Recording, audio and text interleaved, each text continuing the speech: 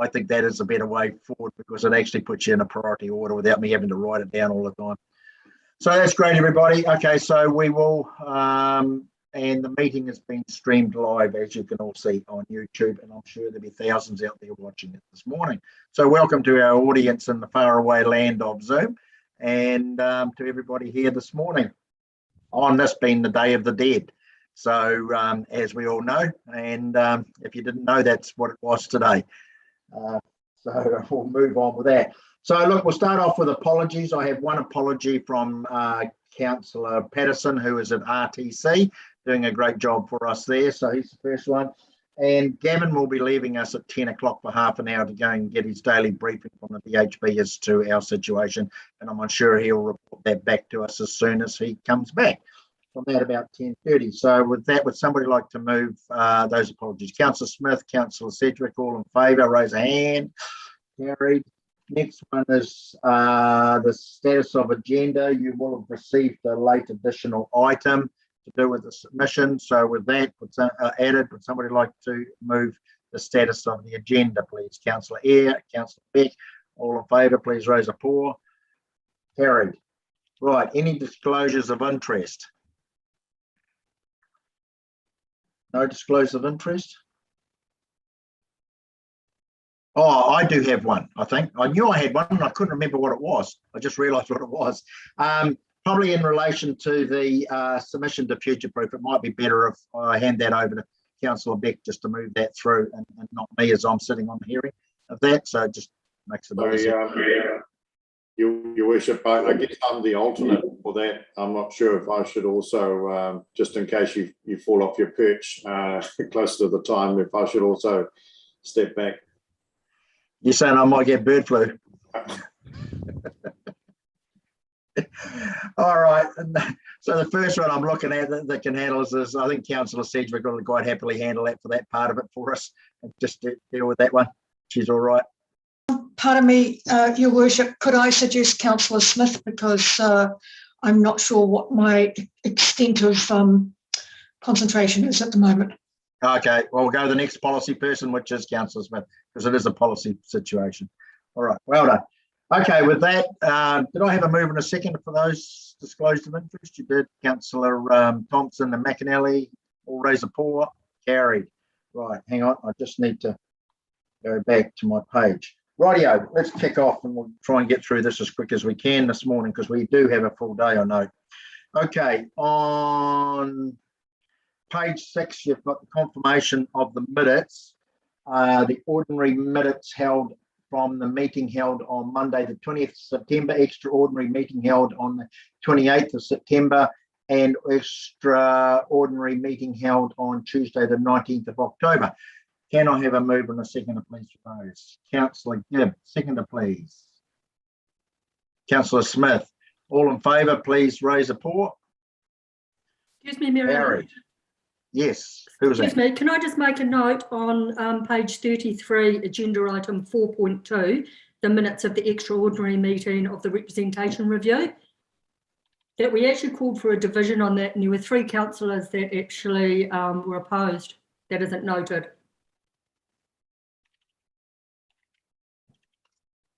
I've noted that, councillor. Thank you. All right, let's move on. So now we'll move on to page 37, which is the action register. And can I have somebody to move that we receive that, please? Councillor Thompson, Councillor Sedgwick, all in favour, please raise a paw. Carried. Rightio, who's dealing with this? Kevin. So, Your Worship, I'll start off and then I might actually get Roger to deal with the 2 service delivery items. But first one is came from the Zero Harm report. What it relates to is there was comment in the report about the fact that there were 124 asbestos management surveys that have been identified. And I think we had completed a certain number of them from memory, roughly 27 or something along those lines. And there was a request that once we complete that work, could we give an update about about what's happened or a bit about that whole process. That was my understanding of the request, Your Worship. I just wanted to remind councillors that we will undertake surveys or the asbestos surveys, but we're doing them when work is undertaken. So, for example, if there's work being undertaken in a community hall, then we will undertake the survey at that time. So it's not a proactive approach to it. It's a reactive approach as much as anything.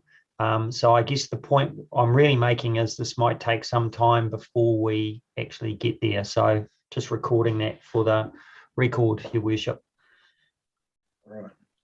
And then Roger, can you deal with livestock bylaw, etc.? Absolutely. Good morning, Your Worship, councillors.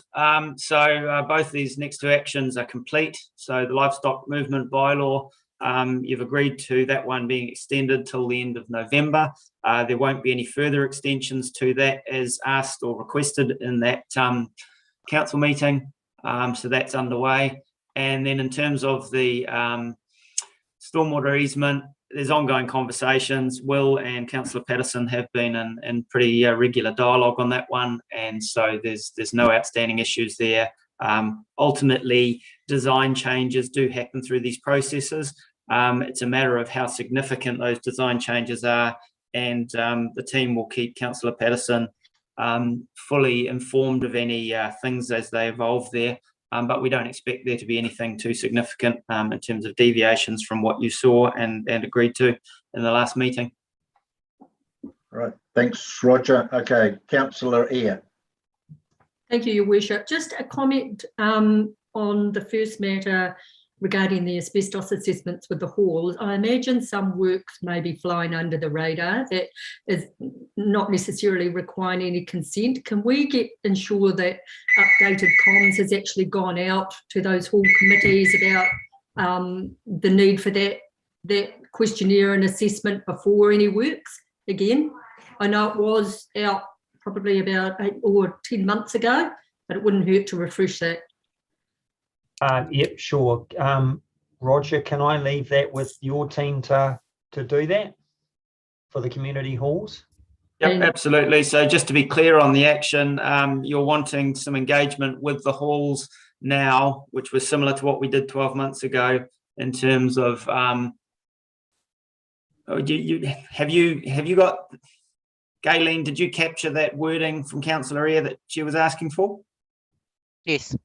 Okay, I will follow that up. And sorry, just on that note, also maybe with a confirmation to the councillors that you have the right contact details for those hall committees through Samantha, maybe. Okay. All right. Okay, Councillor Smith. Thank you. Just on the second matter, livestock movement bylaw, I've had a phone call from Alan Cole this morning, Auckland Federated Farmers. They've held off as long as they can, but they accept that they won't be able to have a public meeting as they had hoped for with the farmers up there. The executive have discussed the bylaw proposal and they don't have any real issues. They've had some feedback on some minor, very minor stuff, which may come through in submissions, but they are sending out communications this week to all members and supporting the bylaw in its form. So let's hope the feedback, whilst appreciated, is not substantive and the bylaw will proceed in a much different format and process that we went through 10 years ago. So looking hopeful at this stage. That's just an update. Thank you. Yeah, well, that's positive then, because this thing, I know we've given it extended time and I supported that given extended time, but to be honest, we could be in a situation where we can't have these public meetings for months or face-to-face meetings for some months. And, you know, at the end of the day, we've still got a legal obligation to carry on to some degree. They accept that and they appreciate the fact that we did extend it, but they too want to get it sorted and, you know, let's move on, as they say. That's very good and positive. Thanks for that. Councillor Church. Thank you, Your Worship. Just going back to that asbestos. So is there a list online on the Waikato District page where anyone can look at those 124 sites, or which ones are going to be done and what the priority is, and the timelines.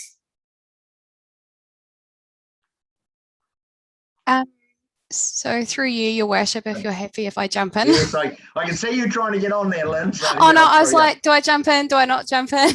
Sorry. So apologies. I was absent at the last council meeting due to a bereavement. So I did ask Gavin and tried to support him around the completion of this action on the action register.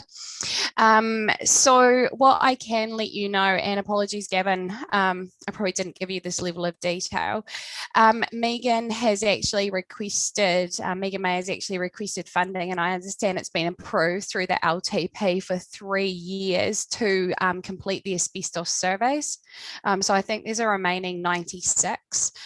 The intent is to run that like a project, and that a risk assessment will be undertaken to prioritise which buildings done first. And I guess it would be my recommendation that where we have limited control over a building, that we get those ones done first. So where you're saying potentially, Councillor Eyre, that work could be undertaken without us knowing, that we prioritise and get those surveys done. And yeah, I just need to touch base with Megan as to where we're at with that. I think the only thing everybody needs to also realise that asbestos left alone is not dangerous, unless it's that old, it's fragmenting. So just because you've got asbestos, there's nothing wrong with it. It's only when you start cutting it or removing it, it becomes an issue. So well left alone, it's not an issue. So just everybody be aware of that. There's no panic to get asbestos off any buildings, either we own or on any hall. But Your Worship, what I don't hear through this conversation is the time frame around these pieces of work. So I just would like to think that would be important to get some clarity around the project for the LTP through the LTP. Okay, Megan, obviously you're going to answer that. Yes, good morning, councillors. I just jumped on the meeting at the right time, obviously. Just so you know, so there's 75,000 per annum for the next 3 years allocated to this. And we've got a schedule of the buildings that need to be completed, assessments need to be done. We're doing it in conjunction with the seismic assessments as well, which we have an additional 300,000 per annum for. And I've actually got a meeting at 11 o'clock. So straight off the back of this meeting with the projects team and a contractor who's looking at how we can deliver that work. So yeah, there is a schedule which has been prioritised, and there is the budget there allocated. Once we've determined who's going to undertake all of that work, I can let you know, but yeah, just let you know it is progressing. Right, thank you for that. Okay, no more questions. We will now move on the action register. We will move on to Stratton Finance on page 39. Councillor Gibb, where are you on my screen? Yep. Oh, down here, sorry. Yeah. Yes, good morning, everybody. The recommendation is that the Waikato District Council confirms that $18,000 held by council and trust from the Hakaremata Restoration Trust be transferred to the Waikato Environmental Protection Charitable Trust. So I'll move that, Mayor Allen.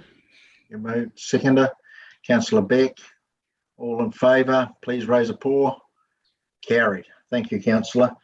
Right, the next one is on page 40, which is infrastructure. Councillor Eyre, where are you? I guess I'm up. Yeah, I didn't realise Councillor Patterson was away this morning, so that's me. Yeah, so sorry about that. So you've got two recommendations, so if you just want to move them. One yes, at a time. okay, can I please, we have just the one, the first recommendation. Which is the erosion on... I need to find my place here. Yeah. Of the meeting on Tuesday, the 19th of October. No, it's to do with moving the fertilising tower and the toilet. Yes, okay, right. Can I please move that the toilet block from Raglan, Nauru Beach be moved to the Port Waikato? Please, can I have I'm happy to move that. You move that recommendation? Yep. Yes, Councillor I do. Thompson. Caught on the fly. Yeah, I know. Sorry about that. I didn't think of it either. Councillor Thompson, are you happy to second it, or do you want to say something? You're happy to second it? Okay. So with that, if there is no further discussion, I'll put it all in favour. Please raise a paw. Carried. Got one more across the page. Right, we have another recommendation on page 41 for the Wharekaito Rugby Club building demolition. I'm happy to move that. Move that. Can I have a seconder, please? Councillor Smith. All in favour, please raise a paw. Carried. Thank you. Thank you, Councillor. Sorry for getting you on the hop there. I'll tell Councillor Patterson he should have pre-warned you. So. All right, next one is on page 42, and can I have somebody that we received Lynn's report, please? Councillor Thompson, Councillor Lynch, all in favour, please raise a paw. Carried. Lynn. Good morning, Your Worship and councillors. I will take the report as read. However, there's a few things I just want to give commentary on. So obviously, zero harm engagement conversations, we've changed to using our new form, which is going to give us more data. We've almost completed 3 months, so we'll be undertaking some deeper data analysis of that information. As you can see, training has been significantly impacted by COVID-19. So we have had to cancel a number of CERT training courses, including the one that we've organised for yourselves. We've been liaising with the provider, but I'd say at this stage that it's unlikely that we'll be running any before the end of 2021. And we still have 60 people to progress through the CERT training. We are also, though, where possible, looking for online training options, and we've recently just run some asbestos awareness online. Injury reporting was obviously low for September, so we've had 0 personal injuries. As you can see, obviously most of our org is working remotely. And the other piece of obviously good news is that the workplace violence critical risk review was completed. We're now at 87% implemented for that risk, with 5 controls remaining. And I guess the last sort of focus has been COVID-19 for me and my team. And we're currently obviously supporting the org with regard to vaccine role risk assessment. So that's the current activity at the moment. Thanks, Lynn. Yeah, it's pretty hard. I noticed in my diary a number of, over the last month or so, number of events we're meant to be holding, and probably some going forward, which I think you're dead right. I don't think you'll be doing any of this until probably the beginning of Feb, to be honest. It's just the way we are at the moment. Any questions for Lynn? Councillor Church. Thank you, through your worship. And Lynn, just to 2 questions. The first one's just to clarify in my mind that it is covered. I'm fairly sure it is. The with the workplace violence, the bullying, intimidation, excessive pressure. So they're not actually, you know, like those sort of genres. Where are they picked up in this piece of work? Okay, so through you, Your Worship, with regard to bullying and violence, obviously as an organisation, we have a bullying and a policy around bullying and harassment. So it is considered one of the controls for managing the risk of violence, obviously around the risk of 2 of our staff being violent towards each other. However, from the work that we've been undertaking, harassment and bullying is seen as a risk factor or a threat with regard to the mental well-being risk. So there's going to be a lot more focus around bullying and harassment, etc., as we work through the mental well-being risk. So you'll see it covered there. And also too, we are, with regard to harassment and bullying from customers, looking to undertake a piece of work that's, I'd say, very similar to some activity that Hamilton City Council has done. And I believe we undertook a similar campaign a few years ago around respect. So sort of being really clear with our org and also with our customers around how, you know, what our values are and how we would like to be treated and how we, you know, treat our customers, etc. So, you know, we don't throw insults at you, don't throw books at us kind of thing. Was sort of some of the wording from last time. Right, thank you. And second is on bottom right-hand corner of page 48, where you were talking about the library, the Ngārawa here, where you've got the extra door in, so you've got a secure room. Yes. So my question is, what council buildings or facilities, offices where we have that frontline staff, do we not have that secure room? Sorry, I've just so to the best of my knowledge, my understanding is the only other place where we need to look at additional controls is Raglan Library. So when will that happen? I need to contact the facilities team to get a timeline on that. They were looking at options. It's due to the configuration of that office. There's some slatted walls. And so they were talking about what they could do in terms of creating like a secure area and then where they punch a door through. So it was work being investigated by Gavin Bentzman a couple of months ago. Right. Yeah, and I'm thinking actually the Tuaca office, I mean, there is other rooms off the counter, but it's quite an open counter space. So I guess I'd flag that. But I guess I'm cognitive of, the danger that some other government departments have had, around crime or even being shot. So this is a long-term piece of work where I think that we really need to fix as soon as possible. I think it's a big priority in terms of our health and safety of that frontline staff. Yes, I agree with you. And we've just recently completed a round of risk assessments involving the staff to follow up on what the actions were from the fear-free risk assessments and how we're progressing with those. Rightio, Councillor Beck. Yeah, thank you, Lynn. And I assume that through the work on dealing with public and customers, you're giving some thought to when we return to level 2 and our facilities open once more, and we potentially will have some vaccine passport type enforcement that may prove less than popular with some members of the public seeking to gain access to libraries, pools and so on. Can you give a little bit of insight into what the thinking is there so far?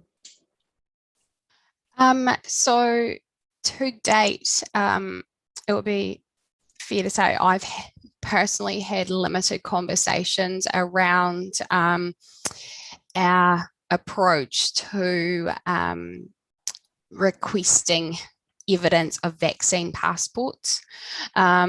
So it is something that I do need to pick up, particularly with the customer support general manager. If I relate it to how we operated in level 2, we were very clear that our staff were not policemen for that very reason, that so we weren't policing people contact tracing and wearing masks for that very reason, that it can end up being confrontational. However, we as an organisation may need to look at what the government requirements are and then determine a satisfactory response to that, with obviously giving consideration that whatever we do doesn't need to, can't put our staff at risk. Because I guess I've seen like a lot of organisations now have actually engaged security guards at the front of their premises to monitor that and to undertake that, I guess, kind of like policeman, type role. Yeah, I guess that's just where my thoughts are at the moment. Can I just I know Gavin's put his hand up. I think he probably wants to say something because he has to go in a couple of minutes. So Gavin. Thanks, Your Worship. So I hope I'm not going to steal Roger's thunder, but what I was going to say is we've got a scheduled meeting tomorrow with yourself and Councillor Beck to talk about vaccination policy. So I'm not sure we'll necessarily cover that aspect of it, but we'll certainly go through where we're at in terms of the approach that we are planning to take.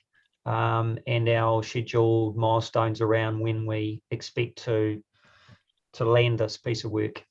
So, yeah. All right. Councillor Beck, you got any more? No, just thank you for that. And I'm just conscious that we will have environments, public pools and libraries in particular, that'll be very attractive to unvaccinated, vulnerable people in our community, under 12s or even under 5s, if the vaccine is further rolled out. So we'll have some obligations, I'm sure, that we'll need to think through in order to protect them and in fact our staff as well. Yeah, thank you. Yeah. Roger. Yeah, just adding to what Gavin was saying, at the Raglan Community Board, we had Brian Ruawai, who's running the Soundsplash event, do a bit of a presentation to the board, and the question of vaccination passports came up. And so that's something that for an event in sort of January is pretty important in terms of how do you set that up. His commentary to us was he's in regular conversation with government agencies. In fact, the day before our meeting, he'd been talking to them, or was it on the day? And there's actually very little guidance or direction being given out by the relevant agencies. So I guess Lynn can say that we're looking into it, and we are. As soon as there is some substance that comes out of the right agencies to help us implement whatever system, we'll be onto that. But at the moment, there's a bit of a void or a vacuum of information there. I would go as far as to say, Roger, that people are making these announcements without government departments actually having anything behind it other than an announcement that they've been handed that day. And I think this is part of the problem. The agencies are not set up for it. And it doesn't happen. It hasn't happened just with this situation. There's others I've been confronted with in the last couple of years around decisions being announced, and yet the department knows nothing of it or has nothing in place to actually handle it. So it is a real problem. Councillor Smith. Two issues just on that issue of like the Raglan. Last year, under the DLC, as chairman of that, I challenged I think it was 2001 bar that was to be 1800, 2000, and challenged the need for such a sizable bar. The sizes were cut considerably, and that will be another key issue that I'll be looking at should there be an application this year, and the numbers game in compliance with the COVID requirements, etc. So that will also be looked at very strongly and carefully. But just on the other issue about libraries that was raised, last week I contacted Sue Gorman and asked her to consider looking at our libraries utilising the click and collect system that a number of libraries have been using. I found it particularly useful with Hamilton. As some of you know, we read to our grandchildren each evening and started that with COVID. And I think it's time for our libraries to buy some new books, if I can put out a plea for that. So, but the reality is, our public, I'm sure, would appreciate having opportunity to get into books again now. And if Sue can find a way with our staff to do that safely and carefully in this age, particularly with the likes of potentially COVID and Huntley and confirmed in Narrawahia. But anyway, if it can happen, I certainly think the community would appreciate it. So another risk for you to assess, Lynn. Thank you. Lynn. Sorry, through you, Your Worship, again, just to add to, I guess, Roger's comments about the information that we're coming through. It is really sparse. My team and I are keeping our finger on the pulse, and I just picked up an email from LGNZ on Friday that they've actually reconvened their COVID response unit to actually help support local governments working through some of these issues. So yeah, I guess all we can do is keep monitoring the information channels as they come through and let you know as soon as we have solid information on which to make decisions. So yeah, just reiterate what Roger said.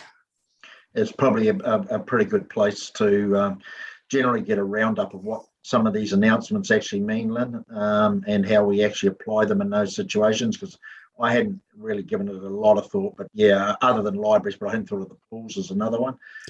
Coming into the summer season, I don't quite know how you're going to handle that, and I think I actually agree with what Councillor Beck said about the users of that pool, of our pools. So yeah.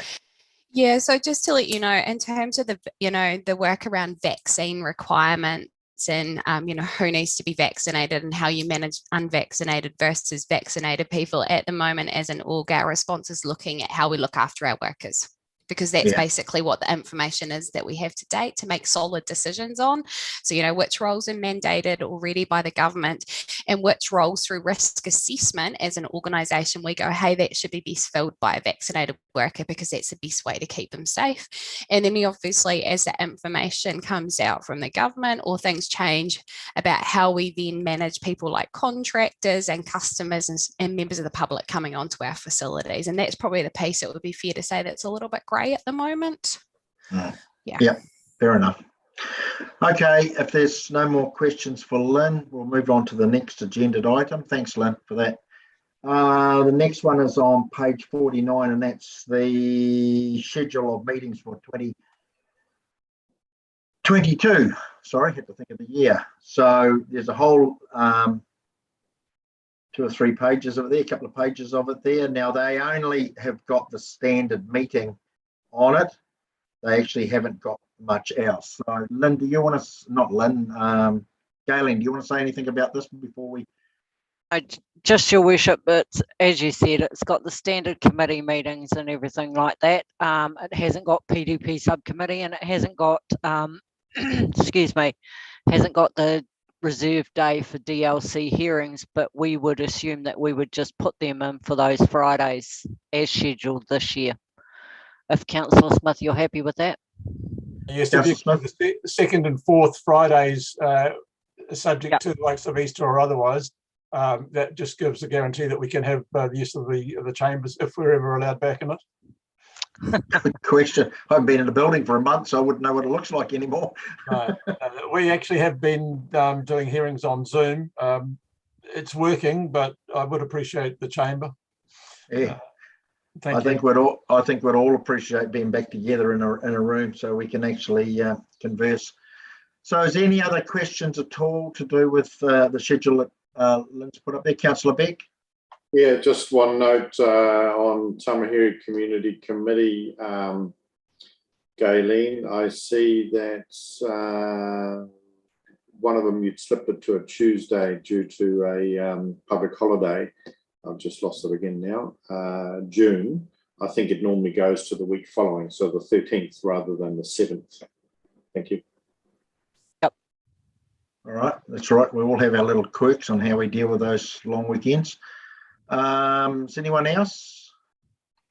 Realising that once we actually, I sit down with Galen and look at the demand on workshops, which is pretty high at the moment, a lot of this will get populated as well. And also, we actually haven't got we will, and Tony might be able to say something to this, but we're likely to have an annual plan or LTP as well, possibly. So that will be into it, but it won't be anything like the one we've come out of this year, obviously. So with that, would somebody like to, there's a recommendation on page 50 in relation to adopting a staff report. Councillor Sedgwick. Councillor Sedgwick, Councillor McAnally, all on the pour. Favour? Carried. Thank you, everybody. Right. The next one I'm going to hand to Councillor Smith because it's the future-proof one, which is on page 54. Councillor Smith. Thank you. Is it Michelle that's speaking to this? Yes. Yes, Chairperson. I'm happy to just provide an overview of this report. Good morning, councillors. Kia ora. The submission essentially, or the future-proof strategy essentially incorporates the Hamilton to Auckland Corridor initiative, as well as the Hamilton Waikato Metropolitan Spatial Plan. As you know, it also factors in the key policy requirements coming from central government in terms of the NPS urban development, as well as the urban growth agenda. Now, partners are not really required to make a submission on the strategy because it was approved unanimously by the Future-Proof Implementation Committee on the 16th of September. However, through the workshops we've had with you on the Hamilton Waikato Metropolitan Transport Program business case over the last couple of weeks, a number of you, especially you, Chairperson, the Mayor, Deputy Mayor, I think Councillor Gibb as well, and Councillor Church and Councillor Patterson, have raised the issue of the importance of bipartisan policy making at a central government level with regards to supporting key sub-regional as well as regional infrastructure to activate growth and development in our district and the sub-region. So this submission essentially encapsulates that directive that you are given to staff. And I think concerns were raised in those workshops we had over the last 3 weeks with regards to the Waikato Expressway, Cambridge to Pairere extension, Southern Links, Hamilton to Auckland Rail, as well as Northern Waikato transport investments. So essentially, we want to make sure that central government is aware of our submission, and that will be done through the mayor and or deputy mayor through the future-proof hearing process, but also to help mitigate, to make sure central government mitigates any potential change in government in the future with regards to some of the work we're doing as far as land use, planning, as well as infrastructure strategy and planning and projects are concerned. Chairperson, finally, the submission is proposed to be signed off by Councillor Patterson, and that's because, as the Mayor has mentioned, he's on the hearing panel, and the Deputy Mayor will be his alternate, and then the submission will be due on the 12th of this month. Otherwise, I'm happy to take the report as read, Chairperson. Thank you. Is there any questions? I know we've been discussing. Councillor Lynch. Oh, thank you, Mr. Chairman. So this is a really good report, Vishal, and I did enjoy reading it, and I can see all the work that's gone into it. But my concern is that we don't have any assurance that after the minister's done her review that there will even be local government, or perhaps we might become another public entity just as the Three Waters. I fear that all your hard work may go for naught. Does future-proof, do you think future-proof's still going to have standing? So I know that's it's probably a broad question for you, but you've put a lot of work into this, and I can see it. I'm concerned about the pressure that government's putting on councils and some of their language around forcing councils to release land for housing. And like, where's the food basket going to come from? Aren't we the food basket for Auckland? So how does future-proof look at this? So through you, thanks for the question, Councillor Lynch. Through you, Chairperson. So we do have a workshop after this on the future of local government. So Councillor Lynch, some of your comments will be relevant to that discussion. However, I think, in terms of future-proof and the way it's been set up, and you will recall initially it was just a partnership involving ourselves, Waikato District Council, Hamilton City Council, and the Regional Council.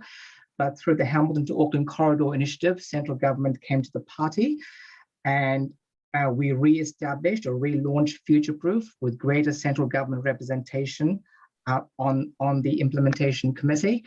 So, and the purpose of that is to make sure that this relationship is an enduring one, and it's not just short-term. Enduring meaning that if there's any change in central government in the future, that there will continue being ministers sitting at the future-proof table. And I think some of the policy directives or some of the policy murmurings coming out through the local government reform agenda is pointing towards regionalization, as you know, and bringing central government closer to the regional level, whatever that may look like in the future.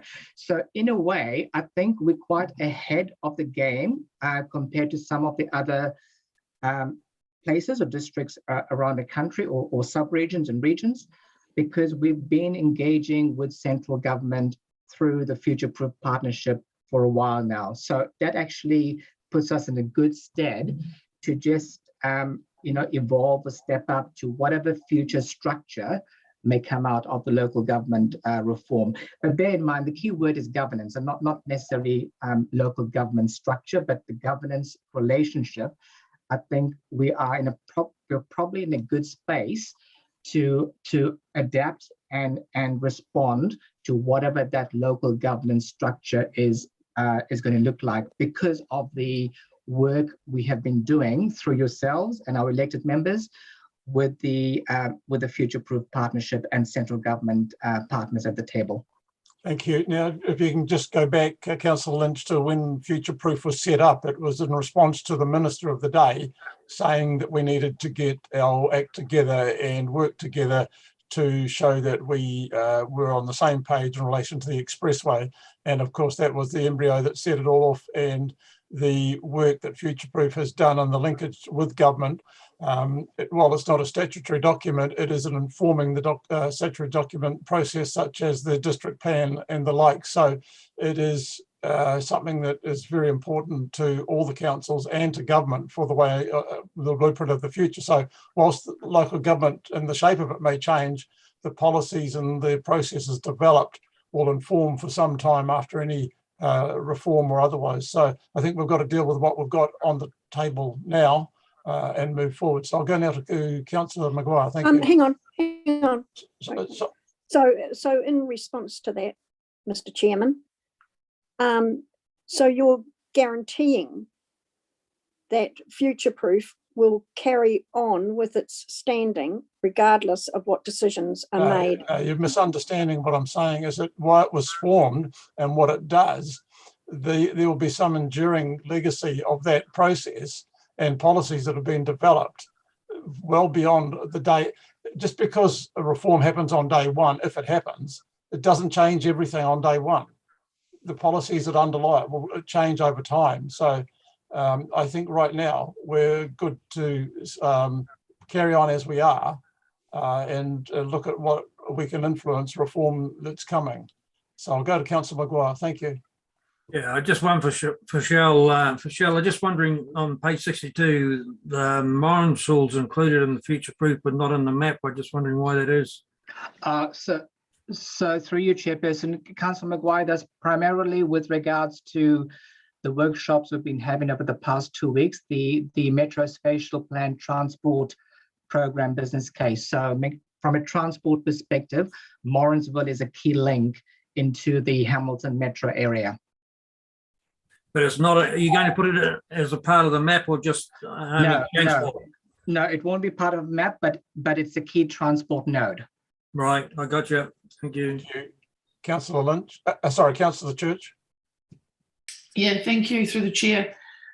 Just on page 62, just a minor point I just want to clarify along the same lines about the metro. It's when it says in Ngāruahi we're going to have a metro centre, a future metro centre. What does that mean, Michelle? That's primarily recognising the proximity of Ngāruahi to Hamilton Council Church, and also the fact that Ngāruahi is part of the Tier 1 Hamilton metro area. So it's and obviously, you know, in the planning that we're doing, the Taupiri Hopu Hopu Ngāruahi Horotu corridor is a key corridor in that wider economic corridor, which extends from Taupiri to Hamilton CBD and to Ruakura. So it's just acknowledging the role of Ngāruahi here in that economic corridor. So I'm still a bit confused as to, so this is not a transport hub, and it's a planning hub or planning, what is it flagging? So, tell me exactly what it's flagging. That's what I'm trying to understand. Yeah. So Ngāruahi has been identified as a key growth area, and this is really reflected in Waikato 2070, as well as some of the rezoning proposals being considered through the proposed district plan. So it's really acknowledging that, but also being mindful of, you know, central government's policy directives with regards to greater intensification. Just providing that opportunity for more intensification to happen in some of these nodes, like Ngāruahi, if it's deemed feasible, for example, in the CBD. At the same time, we all know that Ngāruahi has some unique characteristics, and which you know we may want to retain. So it's really acknowledging that, but also providing for the opportunity to intensify where it's feasible. Right. So supplementary to that one is then Pocono is not seen in the North Waikato as that same growth hub in terms of the 2070 if it's growing to 50,000? Not in terms of the new policy directives in terms of the legislation, but however, we will be having a workshop with you in a few weeks' time, Councillor Church. So Jim Ebenher and his team are preparing for a workshop to clarify what the new legislation would mean for intensification in terms of those three lots up to 3 stories on one plot of land, what it means for our district. So at this stage, Ngaruaia is certainly the town that falls within the Tier 1 metro area. And can we pull this back to the future-proof area? Well, this is Pocono's outside that, as I understand. It's anyways, I think, as far as it goes. So can we pull it back to the future-proof area, the submission itself? So, Councillor Eyre. Thank you, Mr. Chair, and thank you for the report, Visal.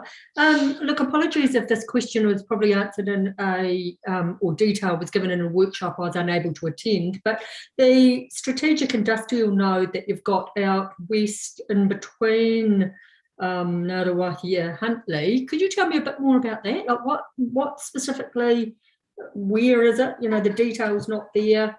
I'm looking at page 32. I'll just bring up that page on my system, Councillor Eyre. Just give me a second. 32 of what, please?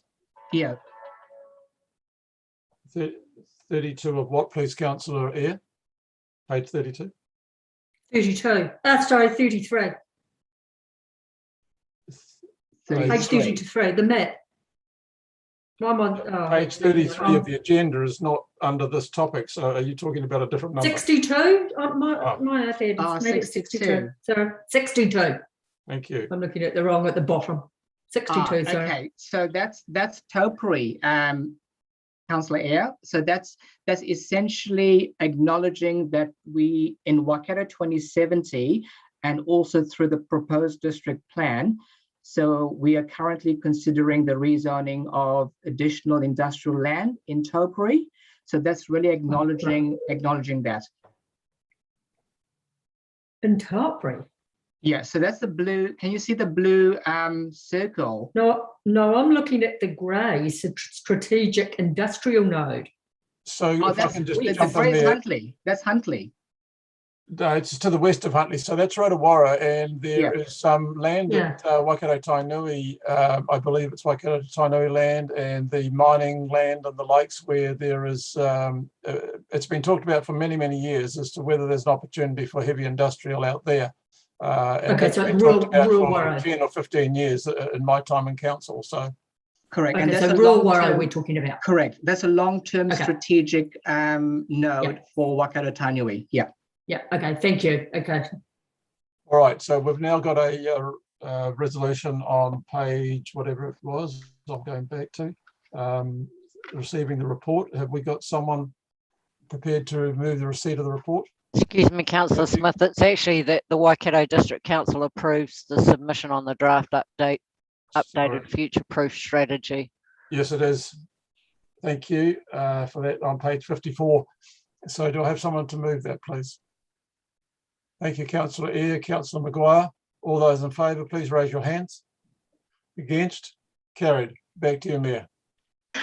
Thank you, Councillor Smith. Can I just, I'll just note I didn't play part in this discussion, but I just need to actually have to correct something there.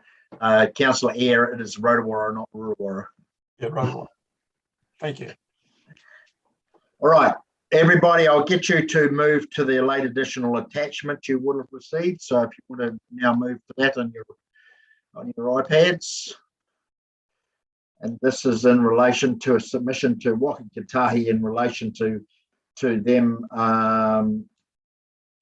consulting on the lifting of the speed limit on sections of the Waikato Expressway from 100 to 110. So they're required to go through a process to do that. So I'll just need to clear a few things up here. So the letter originally from Waikato came to me, which I duly passed it on to Roger's team, and I see Ross and Gareth here somewhere.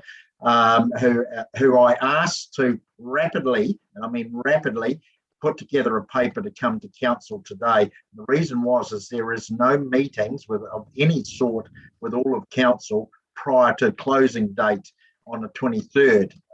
So that's why I asked them to get it through. Now I understand from Councillor Beck, and I'll get him to talk to it, that there is a couple of issues in around the Tamahere interchange around it. So that's actually how it came about. So probably as a result of that, we will probably look towards getting approval from council for some of us to go away and sign it off prior to the 23rd of this month, so it can go forward as a submission from council. So I've got Councillor Smith wants to speak first. I'm happy to go after Councillor Beck. I thought that might be a better idea. Councillor Beck. Yeah, thank you. And I did make the Chief Executive, Gareth and Ross aware. So overall, very supportive of the 110 and the main intent of the supportive letter for the Waka Kotahi proposal. But at the granular detail level, number 14 inside the box there on page 3 of 3, the Tamahere interchange, the community has had a long and significant battle ever since, in fact, the designation of the expressway some 15, 20 years ago, about the safe crossing of the two ramps, and I'm talking about the southbound off ramp and the northbound on ramp. That are 2 of the 4 ramps discussed. So I've got 2 points relating to them, and then a third point. So I might just do it, Your Worship, point by point, if you like, and get started. Yeah, go for it. Yeah, so first of all, in terms of those 2 ramps I've just mentioned, Gareth, you might like to comment on the fact that both of those have PT bus stops on them. It's highly unusual to have bus stops, I would have thought, on ramps and off ramps, but we have, and 80 kilometre per hour as proposed here does seem like an excessive speed for a PT bus stop area. That's correct. We are going to remove our new bus service, which is an extension to, I think it's Route 70 in the Hamilton circuit, is going to come into Wirrik Tamihana and then via Birchwood on the east-west link. So those 2 bus stops are going to be removed. Okay, so that actually, until your phone call this morning, Gareth, to me, was not known to me, but that I think is a positive move forward. And just, yeah, I mean, having PT stops on a ramp is, yeah, it's not best practice, I'm sure. That's a great idea. I'll come to the second point then, which is pedestrian and cyclists crossing.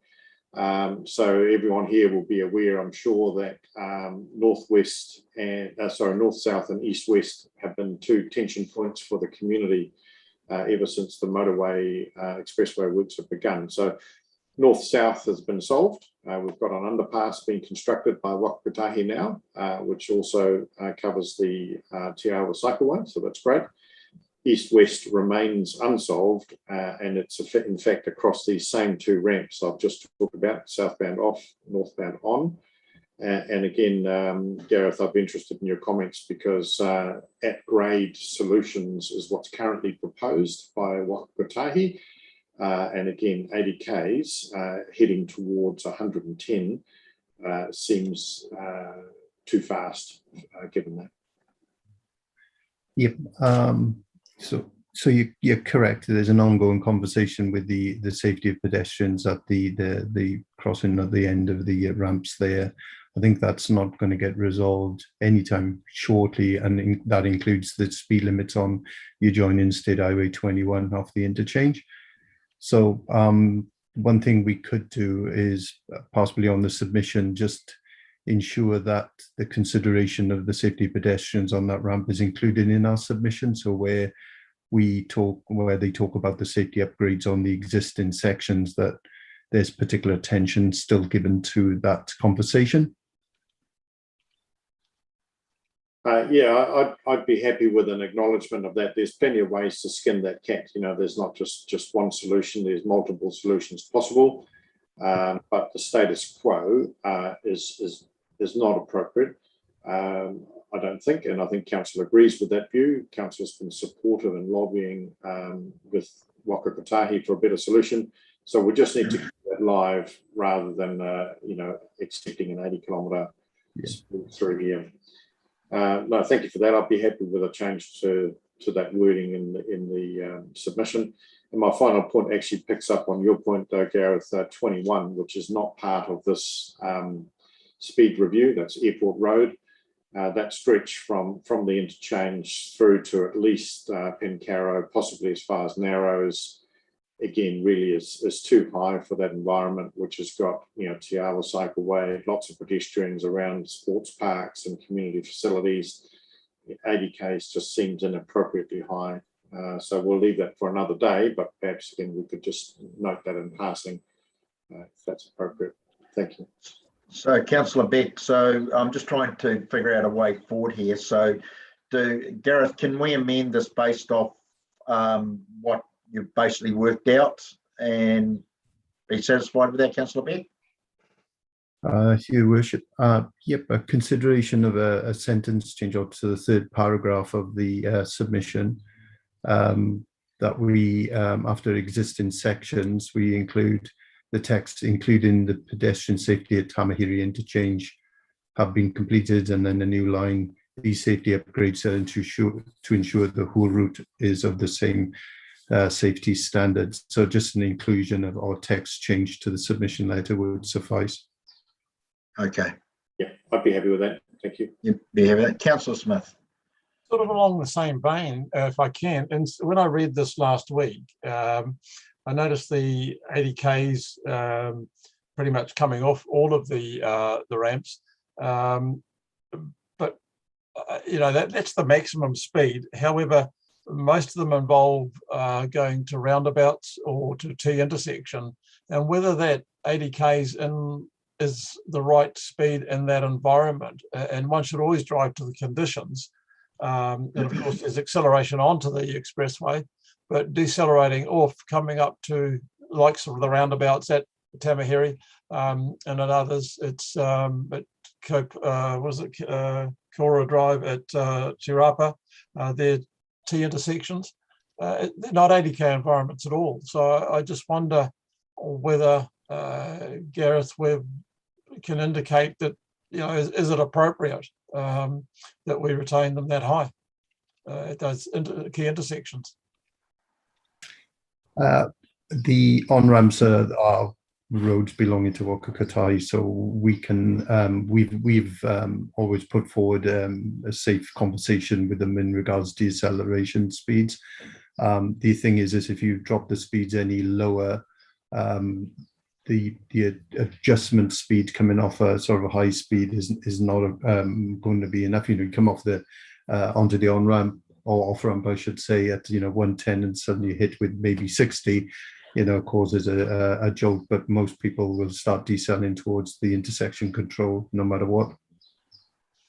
Yeah, okay. It's just that through the intersections. But, well, I'll leave it at that. But I'm just concerned that it seems still too high. Thanks. Is there any other speakers? The only thing I find unusual about this whole thing is, I support what they're trying to do here, and we're trying to do here around these interchanges. But just back to Councillor Beck's concerns around Highway 21 and the issues there, is that Waka Kotahi can be quite staunch in its views, but it's very, very persuasive in some ways around making sure we do what they want us to do on our roads too. And this is probably where my pig-headedness comes in as well, around having a different view to them. Councillor Church. Thank you, Worship. Just for information, so the piece from Hampton down back north to the Bombay Hills, is that due for an upgrade? I know this is not part of the submission, but that's going to be upgraded to the same standard. That's my understanding, but I just wanted to make sure that I still recalled from several years ago that information. Is anyone aware of that progress? So my understanding is they are working currently at the moment on their Hinawai section to bring that up to speed. So they're moving their way forward to actually bring all of the older sections back up to that 110k.